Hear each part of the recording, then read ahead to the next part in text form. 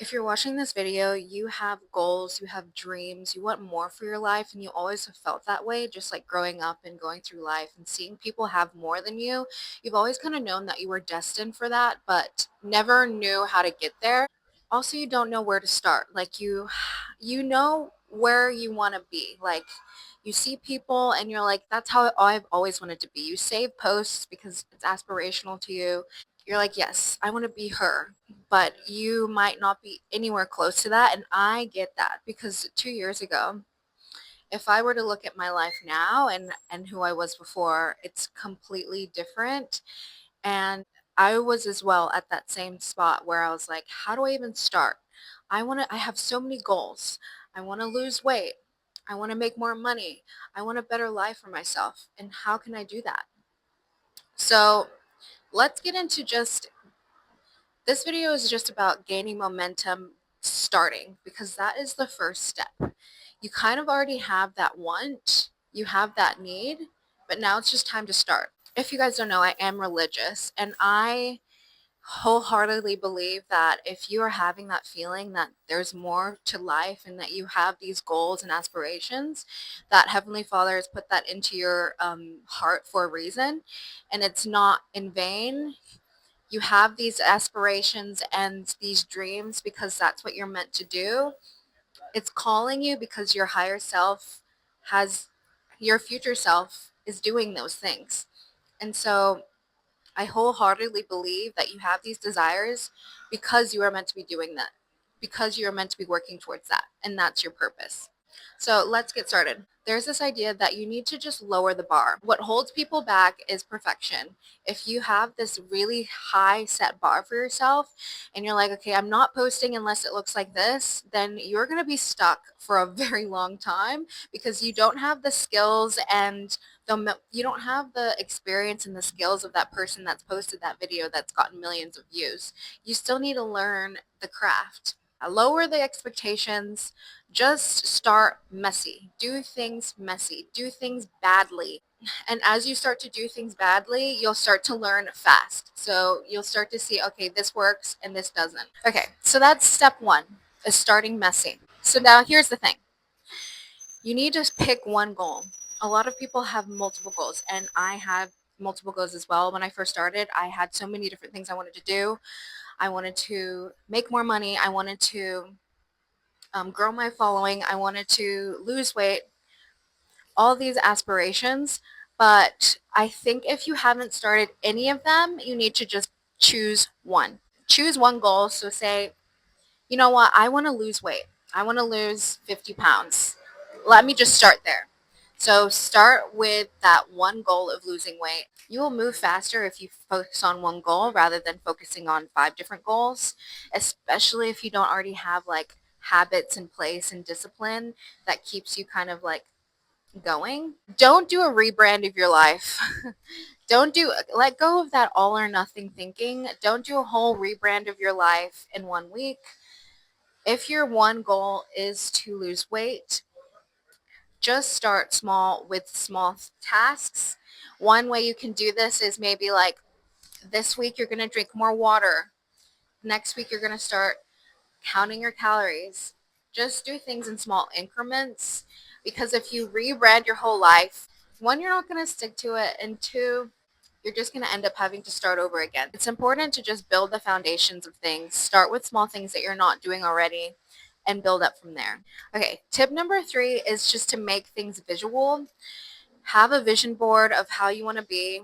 Have visual tools that you use every day. So like for me, what's a good one? Like for me, I see my tripod and I'm like, oh yeah, I need to make content today, or just it's like a visual reminder that I am focusing on content. I want to make more YouTube videos. Whatever like visually reminds you that, okay, yes, I'm on this journey. That's there. I'm going to start doing that. Or yes, I need to do that task today. Like if you're budgeting tools, visual budgeting tools, you can see the progress that you've made. So say you're trying to save for a home deposit. In my budget tracker, it tells you like how much you've progressed. So it's like you have 20% of your deposit, and that kind of stuff will help you keep the momentum. I have 25%. I'm going to keep going.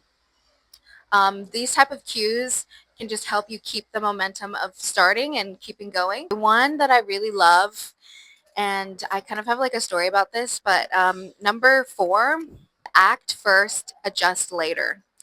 And my story about this is after I settled on my first house, I had already set in my mind that I was going to get another house. And so I emailed my mortgage broker like a couple days after settlement day, and I was like, hey, what do I need to do to get a second house? Because that's my goal. Do I need a raise? How much money do I need for a deposit? I know there's no equity, so what do I need to do? I need to set my goals now so that I can get that second house. And then with that, I just kept adjusting, and then I was able to at least get the first deposit. So just start. Whether you have the money, whether you know the path, just start doing it. Okay, this is a tip that I love and I feel like not enough people talk about. Proximity makes you feel like things are more achievable. What does that mean? When your friend buys a house, you're like, hey, I know her. I know she's not perfect. I know that she has her days, but she's bought a house. I can buy a house. If you start hanging around people or listening to podcasts of people who've done things that you want to do, that is another way for you to just start getting going. You're actually like, okay, actually, my friend just hit 1 million subscribers. I can hit 1 million subscribers. Let me ask her how she's done it. Let me get in the mindset that she's in. Proximity makes things seem a lot more achievable. So who you hang around, the mentors that you have, all of that kind of things, it will contribute to your mindset and also to how achievable your goals are. You might think, oh yeah, actually my goals are not as big as they could be because, I listened to this podcast and this podcast said I can make 100K in a month. How are they doing that? How do I get around people that are doing that? Um, so this is like a mindset shift and also just like being around people that have done the goal that you're wanting. So to do this, listen to podcasts, start looking at networking around people who are doing what you're trying to do. And this will also help you keep the momentum because you guys can share your goals. You guys can, every time you meet together, you can say, okay, this is what I've done this month. This is an exciting project that I'm working on this month. That kind of stuff, that will keep your momentum going for sure. It's easy to get stuck in where you are. Once you do get going, start to keep track of the things you've done. So in your journal, you might want to write, okay, I've done this week, and reflect on how far you've come. That will also keep you with momentum. Track progression, not perfection. So for example, I posted a video the other day and I was like, wow, this is growing faster and it's gotten more likes than my other videos. Has it gone viral? Not exactly, but it's definitely a step in the right direction. And so you really need to have that analytic mindset of, okay, this week when I drank more water, it made me lose weight faster, or I felt more hydrated and motivated to go to the gym. Just like these little wins that you have throughout the week, write them down. I had to switch phones. I hope it doesn't look too crazy different. But yes, those are my 5 or 6 tips. I'm not sure. I need to go back and count. I have some tools down below if you guys are interested, like a budget tracker if you're trying to save for a house.